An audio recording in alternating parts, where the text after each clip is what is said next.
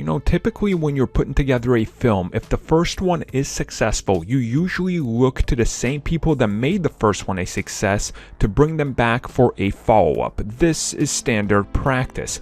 Now, as it turns out, as we've recently found out with pretty much every aspect of Marvel Studios, they don't follow the norm. So when it came to Doctor Strange in the Multiverse of Madness, they didn't even bother to contact the writer of the first film. Sometimes it's really strange to talk about Marvel Studios and see some of the things that are out there, you know, that we know are happening, or things that happen with the first movie or a follow-up or a sequel or whatever you will. And that's what we're talking about today.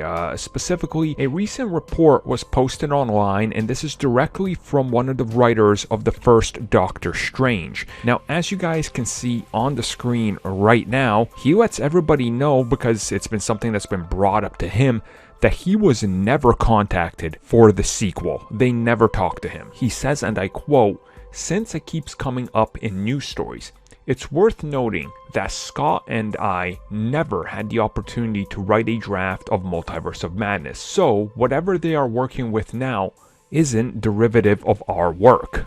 I am, of course, very excited to see where they take Steven next." Now again, this is just that writer, so we don't know what they were doing. I'm gonna assume that at some point they had a script of some sort with some writers. Obviously, Scott Derrickson said he was writing things for a while, but apparently they never bothered to involve the guy with the first one. So why this was this way, why he never heard anything from them, why he was never contacted either by Derrickson or anybody, you know, that's a mystery, and I think it's gonna stay a mystery. But it kind of tells you the mentality that Disney and Marvel Studios have, and even the secrecy, where they're coming up with ideas and stories and they don't even talk to the people that helped the first one. And that's a very interesting way to go about it. But then again, I think I get what they're doing. You got to cover your bases, and you don't want, you know, somebody to say, "Oh, I came up with this idea.